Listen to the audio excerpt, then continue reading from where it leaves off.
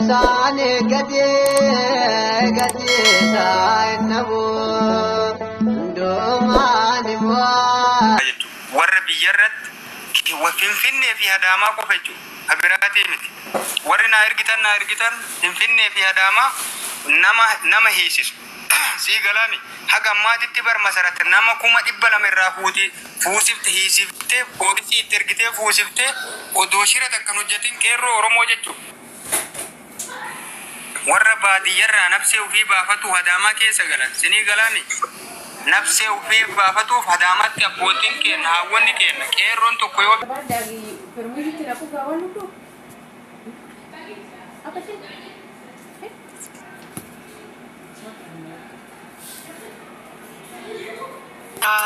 TikTok in kelle tanan gara YouTube itillen sagalen ke deema jira irmaatonni sifaana jiranillee maashaallah akkanumatti itti fufa rabbiin dhugaa obboleessa kee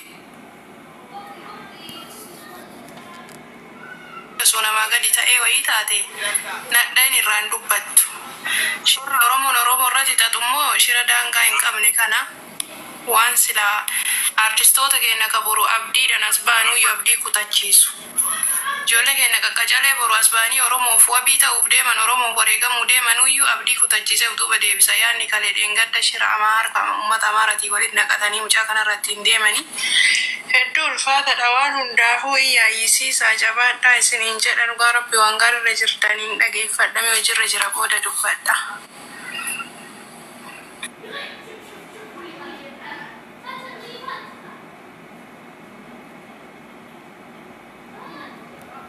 Balleefi namni kennalle birriin kennameefi wanta kocha kana mucaa kanarra raawwatan ofii nasaa of godhanii mucaa kana badooma isa akka mucaatii tan ajjeesee goosisuuf irratti faraduuf deeman giddiin jechuudha. Sinigaalaa isin hin beektan malee jechuudha. Sijjamar yoonii maanyatu dhibbaan kunuyyuu ragaa tokko jechuudha. Kunuyyuu waan biraa hin barbaachisu jechuudha. Akka namni kenna shiram jedhe. Kuni shakkillee qabu aslan. Sijjamaree matoo bamatoo dhibbaan kun waan xaraxara hin qabu lannahu viidiyoo isaatti hima bara. Viidiyoon maaddaamatti jilaalaa jiru. Viidiyoo inni namtichi haasa'e dhibbaan caqasuu hin danda'e achirraa hin hubattan jedhee yaada. Itu beruga so qabama jirti bar warri yooni wa maanya si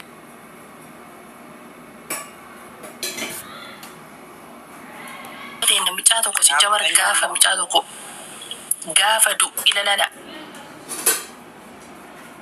mucaa tokko faa gaafa du yoo yaa kayaadatan ta'e lafarra gottota ijoollee meeqa lafarra gottota qacalee jechuudha.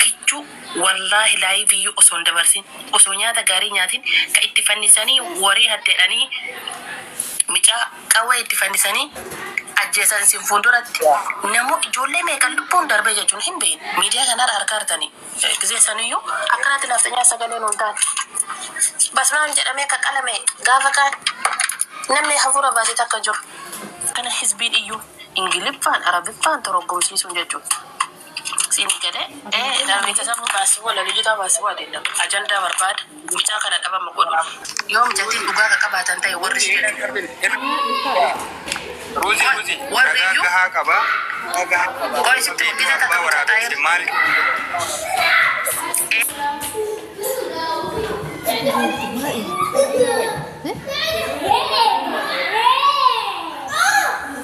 duga jirturra wanu badera asawajir dugaan isille hawaatu kindammo shira namara dhaggeeffadhu Rozi dhaggeeffadhu gaafa ani tiktokii kana banee jedhu an tiktokii maraataa miti akka ajandaa lubbuu namaa darbirratti ajandaa ta'u maraataa ilma Oromoo lamaan jirtudha.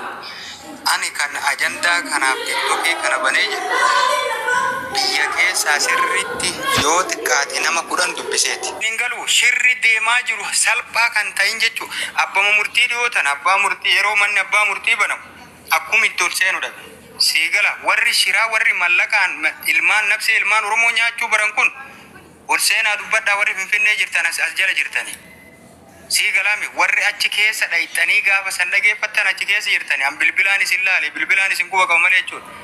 akkamitti itti abbaan murtii seenu dhabe maaliif akkamumatti mallayni naftanyarraa guurannu kun nuusi fayaadha jara keen bar warra Haacaaluu galaafate warra Battee Urgeessaa akkasitti harka hidhaan duubarratti sammuu isaa boruysee jechuu bar warra sii galaami walin deemnu akkanatti ani ragaa kan qabne waan soba hin qabneen tiktokiin deeman kan namni hundi quba qabu kan mootummaan quba qabu sii galaami rakkoon jiru maaliif gadi baasanii nama saniin adabin hagarraatitti an wanni mootummarrallee andu alami marraayyuu ani komii qabu maaliif inni manni nama isa ajjeesuu deemu seerri yoo dadhabe uummata Oromootti akka Urgeessaa isheetuu sanitti najjeesuuf deemanii jedhee maa himatuu dhabe isarraayyuu komii qabaa jechuudha. Warra santu ajjeesuu dadhabnaa jedhata sun shira san dhaabnee jirra uummanni Oromollee haa galatoomu hedduutu irratti hirmaate irratti gadi qabee suura irratti gadi qabee bar namitti akka ajoobtuu masarratti dhaabaasan faa suura irratti gadi qabee warri wajjiin nyaataa ture wajjiin dhugaa ture itti himee jechuu likki ka Finfinnee keessaa gaduu baatee fincaaniif kun baatamu fincaaniif namittiin sun gadi hin baatu kanaa kuma irraa gaafanna Roozii xumurattee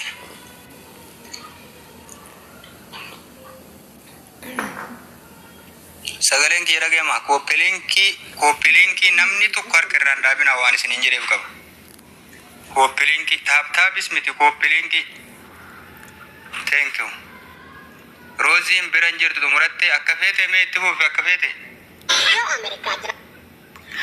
akkam nagaa jirtu uummata bareedduu kan akkami jimmitti nagaa galata rabbi nin jedhe wallahi jimmitti kana bareeddu ani jechuun waan kana hagarraatitti wannummaan nagale tokko siin jiru dhugaa dubbachuuf waan matu nagale ati eessa wannaa goota waan namittiin sii bitte birrii lakkooftee nu duratti as guurtee jettaate eessa waan wanni kun sii gala jechuun waan nagalu dideef beektaa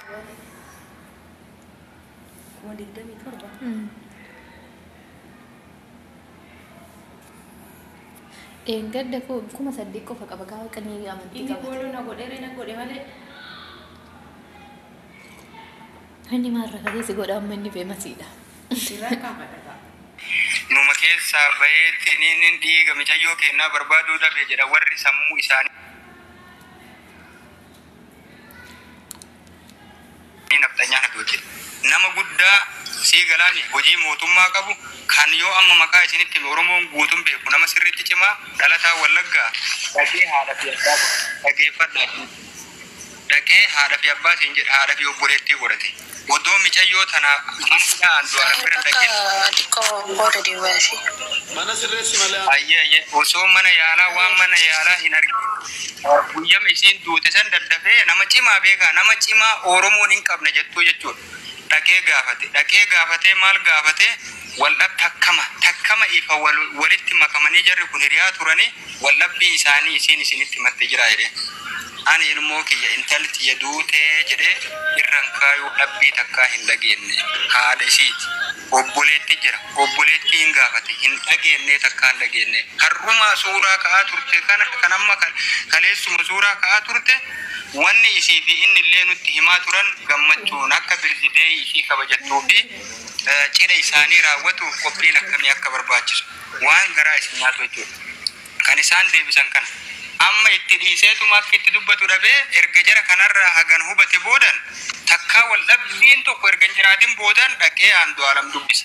Namni kun hubadhaa nama haadha isaatu yoo ajjeefte Oromoo qixatti beeku nama sirriitti cimaate hubadhaa dhaqee dubbisee jennaan abboo ani yoo kan qananii odoo qananii miti nama Oromoo tokko ajjeesu taate maqaan kiyya nasal badurra an nabseeti ya balleessee achumaan nama sanis balleessee nabseeti ya balleessaa waan jedhu deebi'ee Andu'aalam irra dhageeffadha qananii miti ilmu Oromoo tokko ta'u taate kanarratti namni kun ajjeechaa isatti deemamu kana hunda nama beeku gaafa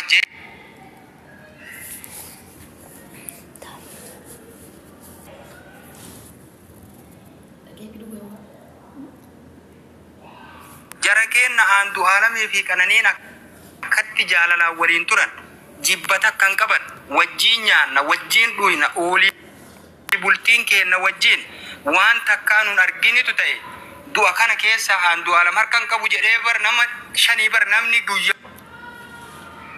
amma san gadi ba'ee sagalee biyyarraa waraabame jechuudha. Namni kun nama akka kiyyaaf keetii miti. Nama manni isaanii ollaa nama sirriitti hiriyaati. Biyya keessa yoo jirtu akka feete akka biyya namaa amma jiraattee manuma arabaa kan hojjettuu miti. Hiriyaa kan kee bar wajjin oolta wajjin bulta waan inni yaadu hin beektaa bar. Yoo namni tokko hin beekne hiriyaa isaa namni shanii hiriyaa isaa keessaa namni shanii waan tokko beeka. Hiriyaan kananii hiriyaan Andu'aalam hagarraatitti badii isaa wal jidduutti qabanuu namni himan hin jiru jechuudha. Akkasitti gabbee lallabee jara kenna mucaa kana irra kaayuufi micayyoo tana waan duuteen Oromoo naa barbaadu garuu waan isaatii mitii jedhanii himanii jechuudha. Sii galaan gaafa san kanarratti hundoofnetti gaafuma sanuu jechuudha. Lammata amma kan ammaa dhiise ka amma namni hundi baree qorannaan guutuun baree bara nama 28 ta'anii dhaqanii kiiloomeetira 500 irraa dhufanii baadiyyarraa dhufanii ragaa taananii dhufanii bara. Eessa jirtaati gaafsan jettee yoo gaafatte maa namni tokkichi Finfinnee keessa nama hin qabdanii jarana bara namni Finfinnee keessa jiru poolis illeen waan kana Oromoo waan ta'eef dhaqee dhageeffataa jira bara. Nama biraatii miti jechuudha. Eessaa dhuftee ragaa ta'uu heddati mattaaqaa isaa laalan mattaaqaan isaa bakka biraa. Ati eessa jirta gaafa san bakkuma san jira. Maal beeytaree asiin duraan hiriyaa isaanitti ture. Asiin dura gaafa kami waggaa meeqa deebiin hin jiru. Ati achuma taa'e namni 28 herreega akkasii keessa nama jiru jechuudha. Kunni maali shiira Andu'aalam ajjeefamuuf magaalarraa haga baadiyyatti yoo inni tasa bakka tokko gara bakka tokkotti socho'u ajjeefamuuf kaayame agarsiisaa jechuudha. Ragaa osoo hin taane. Isinii galaami waan kananiin duuteen guyyaa muraasa booda dhageettu. Kana isiniin jechuun hin barbaachisu jechuudha. Akkamitti akka duute. Immoo intala Oromoo waan taateef afaan nama hin dubbatu, afaan nama hin haasayu. Osoo akka Hacaalutti, osoo akka Qananii battee Urgeessatti daadhii galaanitti Abduu Jabbaaru seenitti suuraa abdataa mucaa qacalee sanitti Finfinnee keessatti yakka harka namaatiin ka duutu taate afaan keessa hin qabannu bara hin himna.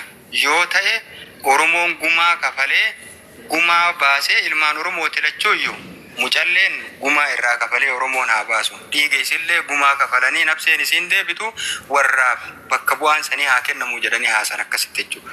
Amma akkasii miti dubbiin akkasii miti. Dubbiin deemaa jiru Haacaaluu isin jalaa nyaatanii mucaa kana nyaachisuuf nyaatuuf deemuu qofa jechuudha.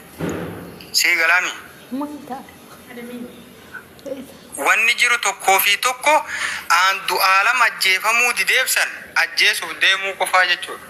Akkasii itti fufee akka feete yoo yaada qabaatti itti fufee yoo ati geessite ofiin boontuun itti hafuftu. Ofiin boontuun itti hafuftuun yaada uumaatu hin qabu. Rabbuun taalaafessu itti fufi ofiin boontu. Ofiin boontuu itti fufi.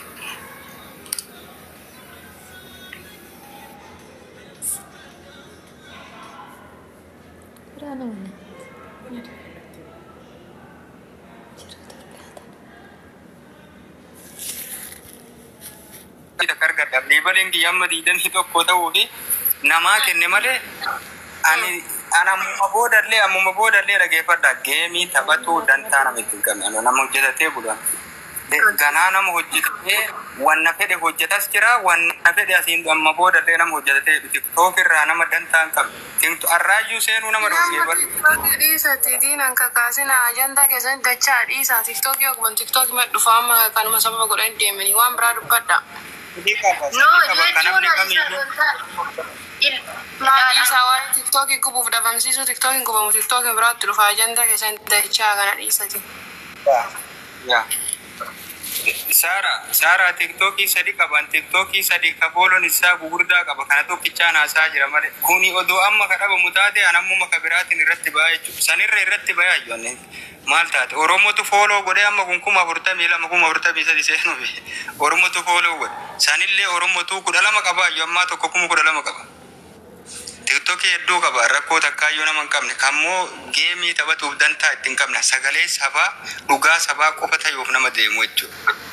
Akkasii sila ati dhugaa sabaa gaafa dubbattu namni tokkichi sitti ka'uun jiru bara waan amma nu asirraa haasofnu kana dhugarratti sii gala ajandaa tiktok irraatii miti dhugaa finfinnirraa shirtoota bira jirurraa waan nan haasa'u warri shiraa boolla seentu dhabdee jechuudha. Bar Finfinnee keessa intala haadha nyaattu mee atiin shira Oromoo irratti shiraa jirtu garati gortuu laalla jedhanii ni bara. Sii gala gara itti gabbaatu dhabdee rakkataa jirti jechuudha. Namichi fadhiidoon qananii asiin dura natu si fuudha aandu aalam yookaan absee kan kee dhabdeen nama angoo jabaa qabu. Namichi sun amma nama eeguun qabu, angoo qaba malee wardiyyaan qabu. Nama itti dhaqee yoo mataa kan kee kana sii galaami hammaama mana fincaanii kana keessatti awwaallee sin gaafanne nama jedhaniintu jira jechuudha. Sii galaami maal taate? Bar leenca qabnaa nuuf Finfinnee keessaa bar leenca qeerransaa miti. Qeerransaa humna hin qabne ta'a. Kutteen nama jirtu sanii miti. Leenca qararam godhee yartoota gadi liqimsuu qabna Finfinnee keessa.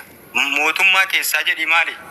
Itti fakkaate poolisii federaalaa qorattoota keessaa qabna birnam. Akkanumaa waan haasa'u miti bara. Alaamni itti buba.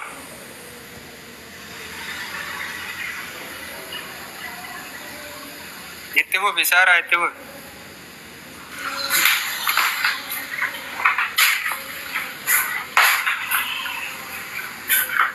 Okay, Saaraa nu jira jirti. Maashar oolii mee maal haasa'u itti mee itti bubi.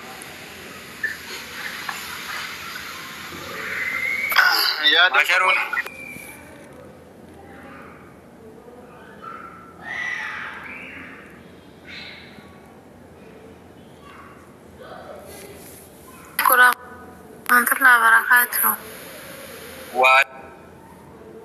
Waalaikum assalam warahmatullahi wabarakatuh. Waytuma siyaam nusan eessa rabbi si fide rabbii kiyyaati.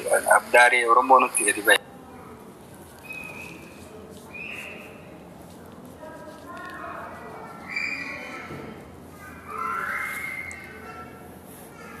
Nutti bahe. Abdaari komandoo sanaa qajeelchitu.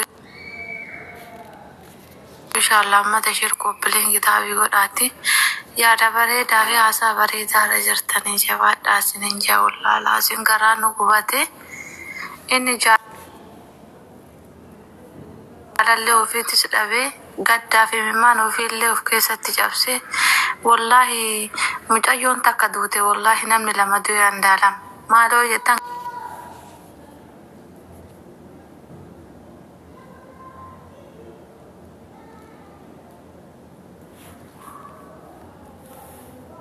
yoo mirkaana waan mallaqa nafxanyarraa fudhatan walitti himanii jechuudha. Achuma keessaa dhagayaa jechuun sabboonan kan jiru achuma keessaa dhagaya. Warrummaan isaa wajjin mari'atanuu kan mallaqa isaanii fudhatee nutti himu jira. Kanaaf ani kana jala bu'ee kan isinii dhiyeessu ta'a. Isin obbiliin kifii asirratti ilaali qaaxaa hiree lammisaalee bareedii inni tokko dhufee waan takkatti nun godhu numatu ofii keenya diina walitti ta'aa jira. Amma lammisaalee yoo an sidhi haadhaan sidhi haadhu tana summii sii kenna malee diinni bira akka keessa keetiin maalina